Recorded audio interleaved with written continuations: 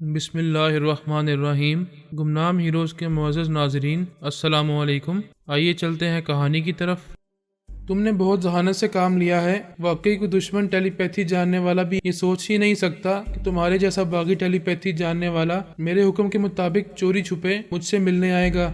جس وقت وہ بول رہا تھا اس وقت علی نے آواز بدل کر اس اعلیٰ افسر کے دماغ میں کہا، سر میں آپ کا ایک ٹیلی پیتھی جاننے والا بول رہا ہوں، یہ بات جیکی اولڈ کو معلوم نہ ہو، آپ کو دھوکہ دیا جا رہا ہے۔ اعلیٰ افسر ذرا سا چونکا، پھر ایک کافی کا گھونٹ پی کر سوچ کے ذریعے پوچھا، یہ تم کیا کہہ رہے ہو؟ میں سچ کہہ رہا ہوں، آپ کے سامنے جیکی اولڈ نہیں ہے بلکہ ایک معمولی شخص ہے جو جیکی اولڈ کے قد اور جسامت کے مطابق ہے۔ اس کی آواز اور لب و لہجے میں بول رہا ہے۔ یہ اور بات ہے کہ اس کے دماغ میں اس وقت جیکی اولڈ موجود ہے، اس نے اسے اپنی ڈمی بنا کر بھیجا ہے۔ کیا تم اپنی سچائی ثابت کر سکتے ہو؟ ابھی ثابت کر رہا ہوں، آپ صرف 10 سیکنڈ کا حساب کریں، پھر اس سامنے والے سے کہیں کہ وہ آپ کے دماغ میں آ کر کچھ بات کرے۔ اب میں جا رہا ہوں۔ اعلیٰ افسر نے 10 سیکنڈ انتظار کیا، پھر سامنے بیٹھے شخص سے بولا، مسٹر جیکی اولڈ، ذرا میرے دماغ میں آؤ اور بات کرو۔ وہ ذرا سا گھبرایا اور کافی کی پیالی سینٹر ٹیبل کے اوپر رکھنے لگا۔ اس وقت علی جیکی اولڈ کے دماغ میں جانے کی کوشش کر رہا تھا اور جیکی اولڈ اس کی سوچ کی لہروں کو روکنے کی کوشش میں لگا ہوا تھا۔ اسی دوران جب اعلیٰ افسر نے سامنے والے سے کہا کہ اس کے دماغ میں آئے تو وہ خیال خوانی کے ذریعے نہ آ سکا کیونکہ وہ ٹیلی پیتھی نہیں جانتا تھا۔ اعلیٰ افسر نے آگے جا کر میز کے نیچے خطرے کی گھنٹی کا بٹن دبایا۔ اس کے چند سیکنڈ کے بعد ہی دوڑتے ہوئے قدموں کی آوازیں سنائی دیں اور کتنے ہی مسلح سیکیورٹی گارڈز وہاں پہنچ گئے۔ سامنے بیٹھے ہوئے شخص نے حیرانی سے پوچھا، سر یہ کیا ہے؟ میں نے ابھی تم سے کہا تھا کہ میرے دماغ میں آؤ، لیکن میں یہ دیکھ رہا ہوں کہ تم خاموش ہو اور کچھ پریشان ہو، لیکن میرے پاس نہیں آ رہے۔ سر میں ابھی آ رہا ہوں، آپ مجھ پر شبہ کرنے لگے ہیں۔ علی نے اس شخص کے دماغ میں آ کر کہا، سر میں دراصل بہت مصروف تھا، میں ابھی آپ کے دماغ میں بول رہا ہوں۔ یہ کہتے ہی علی جیکی اولڈ کے لب و لہجے میں اس اعلیٰ افسر کے دماغ میں بولنے لگا۔ افسر نے پوچھا، تم اس وقت کیوں نہ آئے جب میں تمہیں اپنے دماغ میں بلا رہا تھا؟ علی نے کہا، سر وہ دراصل بات یہ ہے کہ میں دوسری جگہ مصروف ہو گیا تھا اور تم میرے سامنے بیٹھے ہو اور کہہ رہے ہو کہ دوسری جگہ مصروف ہو گیا تھا۔ کیا ہماری مصروفیات سے بڑھ کر کوئی اور بھی مصروفیت ہو سکتی ہے؟ سر آپ بات سمجھنے کی کوشش کریں، مجھے سمجھانے کی کوشش نہ کرو۔ اگر تم جیکی اولڈ ہو تو پھر میرے دماغ سے جاؤ اور دوبارہ آؤ۔ علی اس کے دماغ سے چلا گیا لیکن پھر جیکی اولڈ بن کر اس کے دماغ میں نہیں آیا۔ سامنے بیٹھا ہوا شخص ادھر سے ادھر کرسی پر پہلو بدلنے لگا۔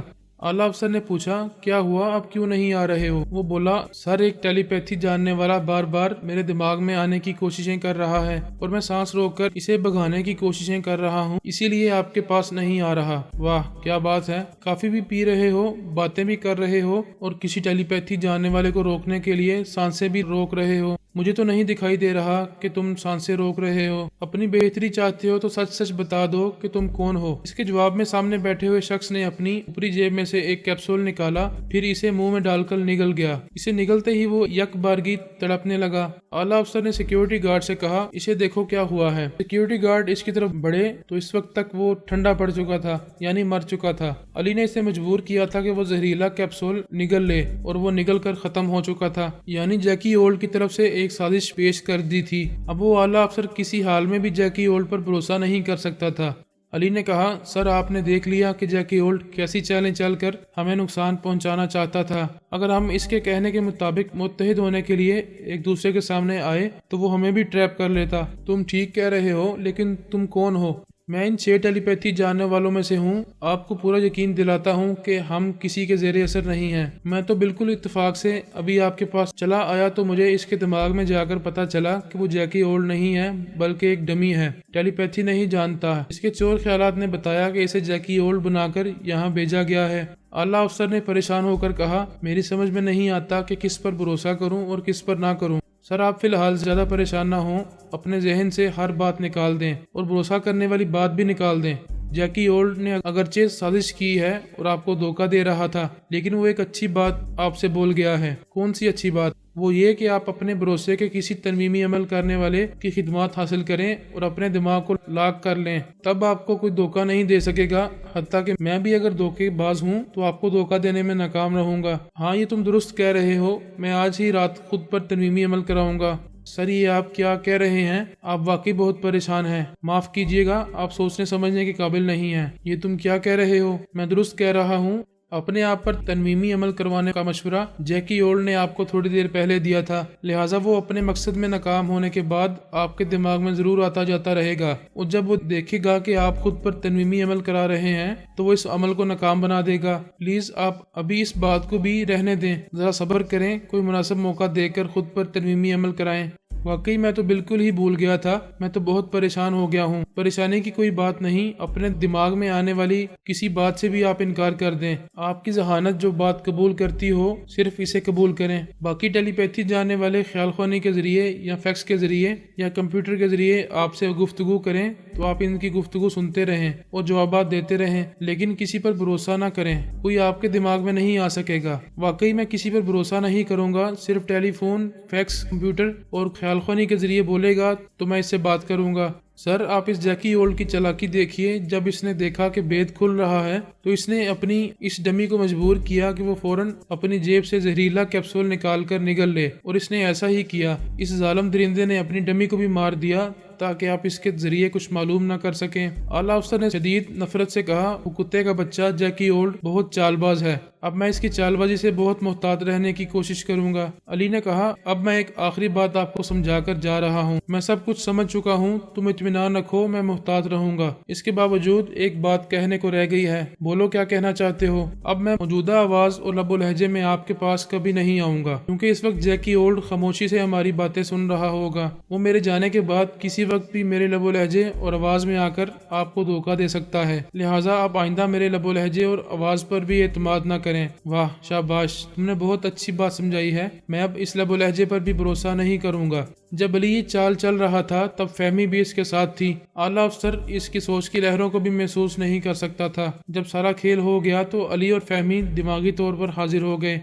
फहमी ने मुस्कुराकर कहा, वाह, अब तो कमाल हो गया, अब इस आला अफसर या FBI का कोई भी अफसर जैकी ओल्ड पर एतमाद नहीं करेगा। अली ने कहा, ऐसा तो करना ही था, क्योंकि जैकी ओल्ड के पास टेलीपैथी जानने वालों की तादाद ज्यादा है और हम मौजूदा चाल में कामयाब होने के बाद इसका सुराग लगाएंगे कि वो कहाँ हो सकता है। ये तो बहुत मुश्किल काम है, पता नहीं वो अमेरिका में हो या किसी और मुल्क में। तुम इसे मुश्किल कह रही हो, ये तो बिल्कुल नामुमकिन सी बात है कि एक शख्स पता नहीं दुनिया के कौन से हिस्से में छुपा हुआ है, इसे ढूंढ निकाला जाए, लेकिन हमारी मामा के लिए कोई बात नामुमकिन नहीं होती। तुम्हें याद होगा कि 4 योगा जानने वाले अमरीकी अफसरान ने महाराज और इसके बेटे महेश को एक जगह कैद करके रखा था और कोई इनका सुराग नहीं लगा सकता था। मामा ने सिर्फ एक दिन में मालूम कर लिया कि वो कहाँ हैं। हाँ, याद आया, महाराज और इसके बेटे को अमेरिका के ही एक बंगले में कैदी बनाकर रखा गया था। इसके बावजूद मामा वहां तक पहुंच गई थी।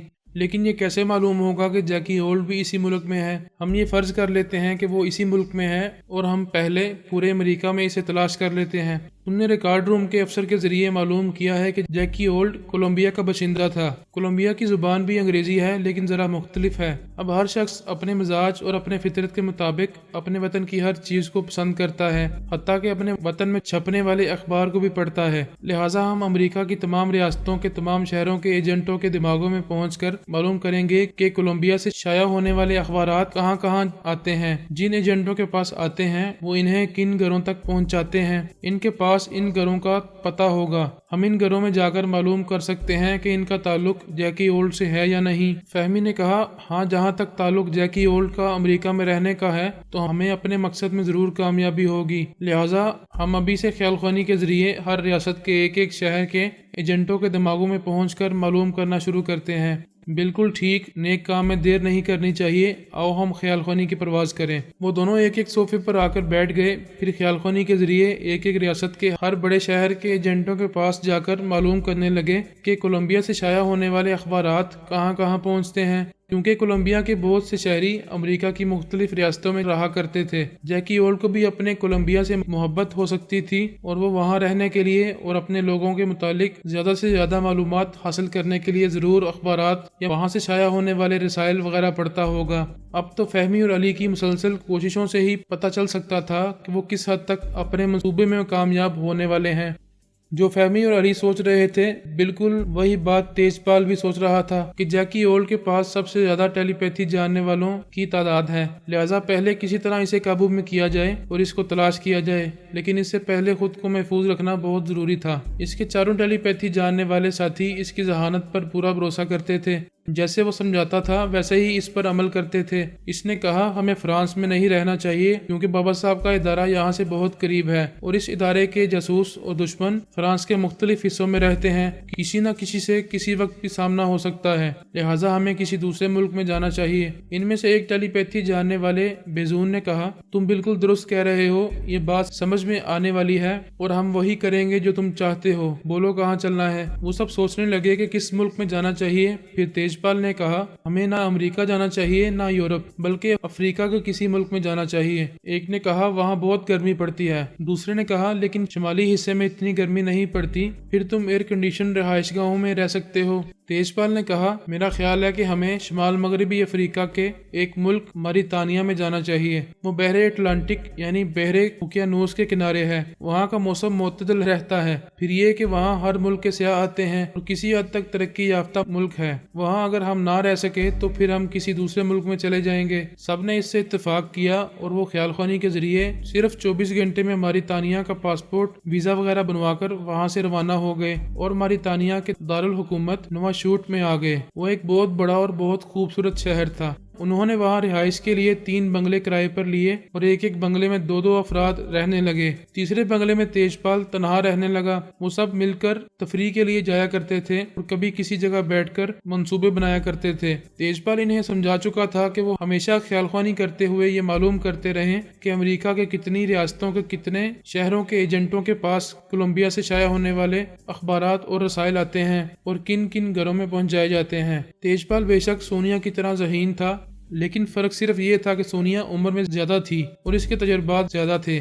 ان تجربات کے سامنے تیجپال ابھی طفل مکتب تھا، پھر بھی ذہانت میں کم نہیں تھا۔ وہاں عام طور پر عربی اور فرانسیسی زبان بولی جاتی ہے، پانچوں فرانسیسی زبان اچھی طرح جانتے تھے۔ اس ملک میں جو زیادہ تعلیم یافتہ افراد تھے وہی انگریزی بولتے اور سمجھتے تھے۔ بڑے چند شہروں کے علاوہ اگر اس ملک کے چھوٹے شہروں اور قصبوں میں جانے سے صرف کالے پیلے چہرے نظر آتے تھے۔ سب سیاہ فام لوگ تھے، لیکن شہروں میں بیرون ممالک کے بہت سے لوگ آتے تھے، لہٰذا وہاں ہر طرف حسین عورتیں نظر آتی تھیں۔ وہاں بڑے بڑے ہوٹل اور کلب وغیرہ بھی تھے۔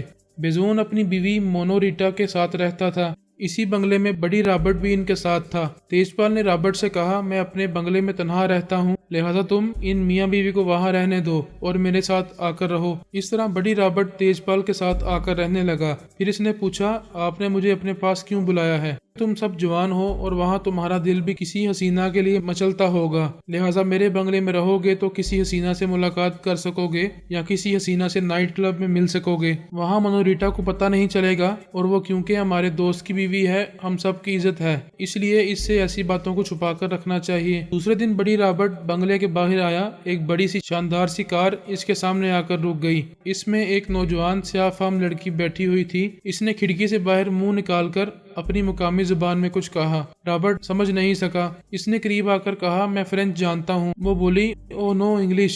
رابرٹ نے بھی ٹوٹی پھوٹی انگریزی میں کہا کہ میں بھی انگریزی جانتا ہوں۔ وہ بولی تم باہر کے ملک سے آئے ہو، میں تمہیں لینے آئی ہوں، تمہیں انٹیلیجنس کے دفتر جانا ہوگا، کیا کوئی خاص بات ہے؟ دفتر چل کر معلوم ہوگا، تم میرے ساتھ والی سیٹ پر آ کر بیٹھ سکتے ہو۔ وہ اس کے ساتھ والی سیٹ پر بیٹھ کر اپنے باقی 3 ساتھیوں سے خیال خوانی کے ذریعے بتایا کہ ایک سیاہ فام لڑکی کے ساتھ انٹیلیجنس کے دفتر جا رہا ہے، لہٰذا وہ اس کے دماغ میں موجود رہیں اور تیجپال کو بھی بتا دیں۔ کار سٹارٹ کر کے آگے بڑھاتے ہوئے بولی تمہارا نام کیا ہے؟ رابرٹ۔ میرا نام ہے بڑی رابرٹ۔ کیا فرانس سے آئے ہو؟ دراصل تم بہت ہینڈسم ہو۔ وہ بولا شکریہ، اتنا بھی ہینڈسم نہیں ہوں۔ کسی لڑکی کے دل سے پوچھو، میرا تو تم پر دل آ گیا ہے۔ تم انٹیلیجنس کے دفتر لے جا رہی ہو یا دل کے دفتر میں؟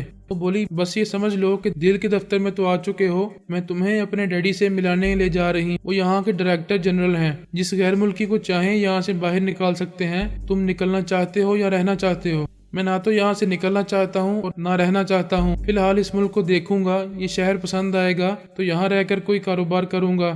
وہ انٹیلیجنس کے دفتر میں پہنچ گیا۔ وہ اپنے باپ کے آفس میں لے گئی، پھر اندر پہنچ کر بولی ہیلو ڈیڈی، ان سے ملو، یہ ہے مسٹر رابرٹ۔ میں نے آپ سے کہا تھا نا کہ نجومی نے سچ کہا ہے۔ نجومی نے کیا کہا تھا مجھے یاد نہیں ہے، اس نے کہا تھا میرے لیے باہر کے ملک سے ایک شہزادہ آئے گا، دیکھو یہ بالکل پرنس نظر آ رہا ہے یا نہیں؟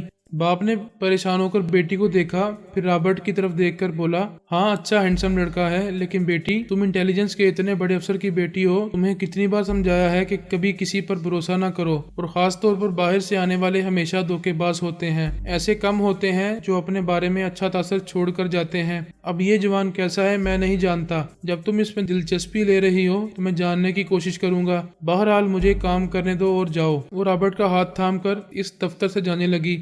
تیجپال باقی 3 ساتھیوں کے ساتھ ایک بنگلے میں بیٹھا ہوا تھا اور ان سے پوچھتا جا رہا تھا کہ کیا ہو رہا ہے۔ ان میں سے کوئی نہ کوئی اسے بتاتا جا رہا تھا۔ پھر تیجپال نے کہا، اب وہ رابرٹ کے ساتھ باہر جا رہی ہے تو کسی کو اس کے باپ کے دماغ میں رہ کر اس کے چور خیالات پڑھنے چاہیے۔ جوزف وس کی خیال خوانی کی پرواز کرتے ہوئے اس کے باپ ڈائریکٹر جنرل کے دماغ میں پہنچ گیا اور اس کے خیالات پڑھنے لگا۔ وہ سوچ رہا تھا کہ یہاں ایک عورت اور 5 مرد آئے ہیں، ان میں سے ایک ابھی میرے سامنے آیا ہے۔ اب اگر میڈم میرے دماغ میں آتی تو اس کی آواز اور لب و لہجے کو سن کر معلوم کر لیتی کہ یہ کیسا آدمی ہے، ان کے کام کا ہے یا نہیں۔ جوزف وس کی اس ڈائریکٹر کے چور خیالات پڑھ کر یہ معلوم کرنے لگا کہ وہ کس میڈم کے متعلق ایسا سوچ رہا ہے۔ پتہ چلا کہ وہ میڈم الپا اس کے دماغ میں آتی ہیں۔ انٹیلیجنس کے ڈی جی سے الپا کے تعلقات اس لیے تھے کہ الپا کبھی کبھی اس کی مدد کرتی تھی اور مجرموں کے چور خیالات پڑھ کر بتا دیتی تھی کہ کون مجرم ہے اور کون سا مال کہاں چھپا کر لے جا رہا ہے۔ اس طرح ان کی آپس میں دوستی تھی، لیکن کبھی کبھی ان سے رابطہ ہوتا تھا۔ اب وہ ڈی جی انٹیلیجنس سوچ رہا تھا فون کے ذریعے برین آدم سے رابطہ کرے گا، پھر اسے رابرٹ کے بارے میں بتائے گا۔ جوزف وس کی تیجپال کو یہ باتیں بتانے لگا تو وہ پریشان ہو کر بولا، یہ تو مصیبت ہو گئی، یہ الپا بیچ میں کہاں سے آ ٹپکی ہے۔ جوزف وسکی نے کہا، ابھی تو خیریت ہے، الپا سے اس کا رابطہ نہیں ہوا ہے، وہ فون سے رابطہ کرنے والا ہے، فوراً اس کے دماغ میں جاؤ اور اسے صحیح نمبر ڈائل نہ کرنے دو، اسے فی الحال الپا سے کوئی بات کرنے سے روکو۔ جوزف وسکی پھر اس کے دماغ میں چلا گیا۔ وہ اس وقت اپنے فون پر برین آدم کے نمبر پنچ کر رہا تھا۔ ایسے وقت جوزف وسکی نے اس کے دماغ کو بھٹکا دیا۔ وہ غلط نمبر ڈائل کر کے رابطہ کرنے لگا۔ بار بار غلط نمبر ڈائل کرنے کے باعث اس نے جھنجھلا کر فون کو بند کر کے رکھ دیا۔ پھر سوچا شاید کوئی گڑبڑ ہے، بعد میں فون کروں گا۔ تیجپال نے کہا، رابرٹ سے کہو کہ کسی طرح اس لڑکی سے پیچھا چھڑا کر آئے، لیکن کوئی سختی نہ کرے، محبت سے اس کے ساتھ پیش آئے، ورنہ گڑبڑ ہو جائے گی۔ پھر تم چاروں 6 گھنٹوں وقت مقرر کرو، تم میں سے ہر ایک اس ڈائریکٹر جنرل کے دماغ میں 6 گھنٹوں تک رہے گا اور اسے کبھی الپا سے رابطہ کرنے کا موقع نہیں دے گا۔ اس وقت تک ہم سوچتے ہیں کہ ہمیں کیا کرنا چاہیے۔ ان کے ایک ساتھی مائک لورو نے کہا، اس میں سوچنا کیا ہے، ڈائریکٹر جنرل کو ختم کر دیا جائے، سارا قصہ ختم ہو جائے گا۔ تیجپال نے کہا، ہو سکتا ہے ڈائریکٹر جنرل نے کسی اور کو رازدار بنایا ہو، اپنی بیٹی کو بتایا ہو کہ الپا سے دماغی رابطہ ہوتا ہے، کسی اور دوست کو بتایا ہو۔ پہلے اس معاملے میں اچھی طرح چھان بین کرو اور اس ڈائریکٹر جنرل کے چور خیالات اچھی طرح پڑھو۔ وہ تینوں خیال خوانی کی پرواز کرتے ہوئے وہاں سے چلے گئے۔ تیجپال سوچنے لگا، ڈائریکٹر جنرل کو قتل کرنا دانشمندی نہیں ہوگی، کبھی الپا وہاں آئے گی اور اسے پتہ چلے گا کہ اسے قتل کیا گیا تو وہ اس کی بیٹی کے دماغ میں پہنچ کر معلوم کرے گی یا دفتر والوں سے معلوم کرے گی کہ قتل کے وقت یا اس سے پہلے اس کے پاس کون کون آیا تھا، تو یہ بات چھپی نہ رہ سکے گی کہ اس کی بیٹی کے ساتھ بڑی رابرٹ نامی ایک شخص آیا تھا، اور اگر رابرٹ کو اس سیاہ فام دوشیزہ سے بچانے کے لیے اس دوشیزہ کو قتل کیا جائے تو الپا کو اور زیادہ شبہ ہوگا کہ یقیناً باپ بیٹی کے قتل کا تعلق رابرٹ سے ضرور ہے، لہٰذا وہ رابرٹ اور پھر اس کے ساتھیوں تک پہنچنے کی ہر ممکن کوشش کرے گی۔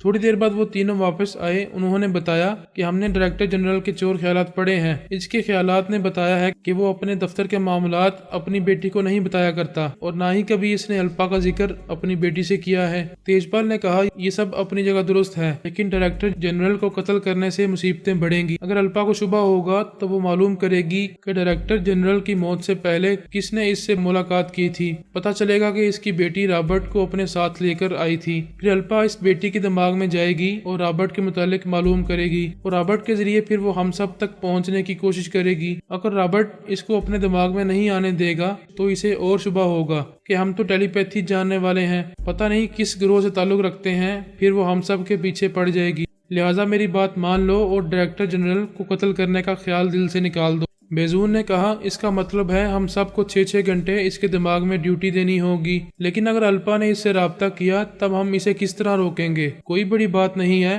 اس کے چور خیالات کے خانے پر قبضہ جما کر رکھنا۔ وہ ہمارے بارے میں کچھ معلوم نہیں کر سکے گی اور نہ ڈائریکٹر جنرل اسے رابرٹ کے بارے میں کچھ بتا پائے گا۔ میری بات کو سمجھنے کی کوشش کرو، جہاں تک ممکن ہو سکے قتل و غارت گری سے پرہیز کرو، کسی کو اپنی طرف متوجہ کرنے کا کوئی کام نہ کرو۔ مائک مورو نے کہا، ہم تو تمہاری ہر بات تسلیم کرتے ہیں، اسے بھی تسلیم کریں گے، تم کہو گے تو اسے نقصان نہیں پہنچائیں گے، لیکن ایک بات کرنا چاہتا ہوں، اگر ہم دونوں باپ بیٹی کو ختم کر دیں تو وہ رابرٹ تک کیسے پہنچے گی؟ وہ دفتر والوں سے معلوم کرے گی کہ ڈائریکٹر جنرل اپنی موت سے پہلے کن لوگوں سے ملا تھا۔ پتہ چلے گا کہ موت سے پہلے اس کی بیٹی رابرٹ کو لے کر اس کے دفتر میں گئی تھی۔ تم یہ بات نہیں سمجھتے کہ ایک کڑی سے دوسری کڑی ملتی چلی جاتی ہے؟ اس طرح ہم اپنی ذہانت سے سوچتے ہیں اور دشمن اپنی ذہانت سے سوچ کر ہم تک پہنچ جاتا ہے۔